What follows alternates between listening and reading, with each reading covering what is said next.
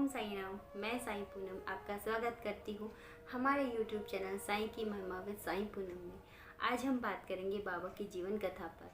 बाबा जी के माता पिता, उनके जो जन्म स्थान है वो कहाँ पर है ये किसी को नहीं पता, इसके ज्ञान किसी को भी नहीं है।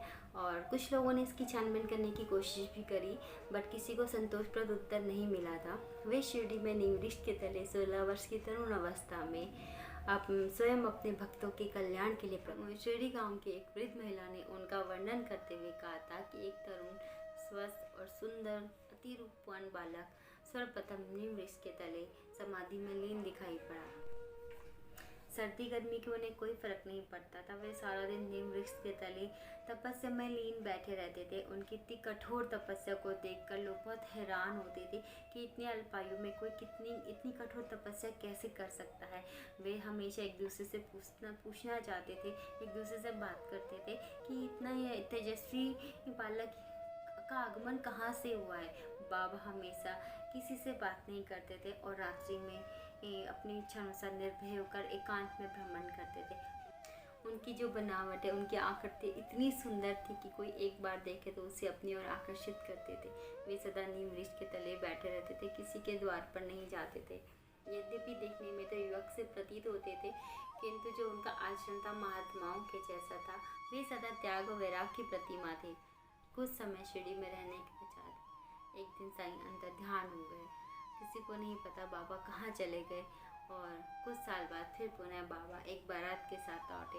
बारात तो वापस सकुशल वापस लौट गई, पर बाबा शिरडी में ही रुक गए और जीवन पर्यंत बाबा ने शिरडी में ही अपना जीवन व्यतीत किया। ऐसे रहने बाबा जब शिरडी में आए थे तो बाबा ने मस्जिद में रहा करते थे, जिसे बाबा ने द्वारिका माई का नाम दिया।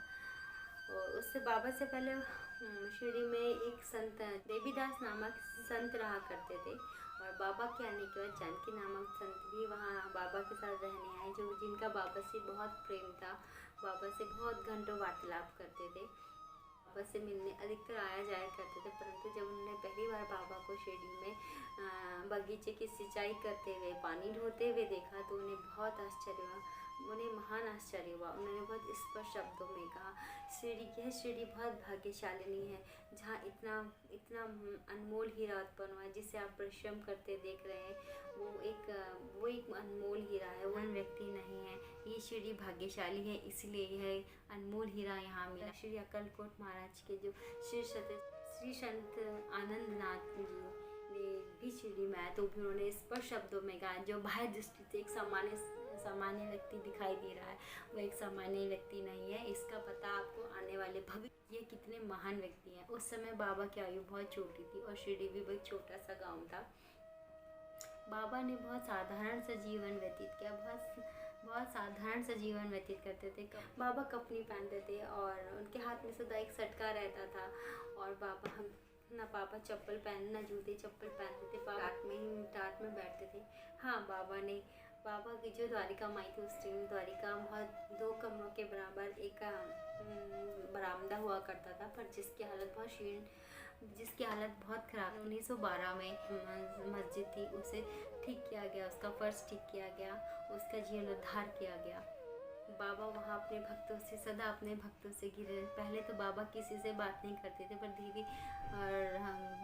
धीरे धीरे बाबा की ख्याति दुनिया में फैलने लगी और बाबा देश के अलग अलग कोने से लोग बाबा के दर्शन करने आने लगे। बाबा सदा अपने भक्तों से घिरे रहते थे। बाबा ने सदैव दूसरों की सेवा की। बाबा ने अपने भक्तों से बहुत प्यार किया। अपने भक्तों का हर कष्ट बाबा ने दूर किया है। अगर किसी को आंखें नहीं तो बाबा ने उन्हें आंखें दी, किसी की शारीरिक पंगुता थी तो उसे ख़त्म कर दिया। यहाँ तक कि बाबा ने जो गलत राह पर चल रहे थे उनको सही मार्ग दिखाया।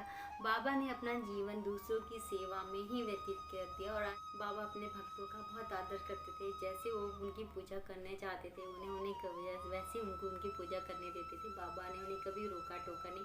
बाबा सदा अपने भक्तों से प्रेम करते थे, सभी के साथ एक साथ व्यवहार किया। बाबा ने कभी जाति पाति का भेदभाव नहीं किया। बाबा ने कभी किसी के साथ भेदभाव किया। बाबा के लिए सभी भक्त बराबर थे।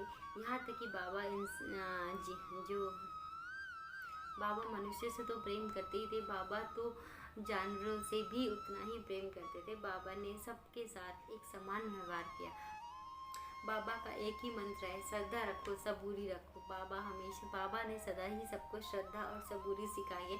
बाबा ने कभी किसी को मंत्र नहीं दिया, कभी किसी को कोई प्रवचन नहीं दिया।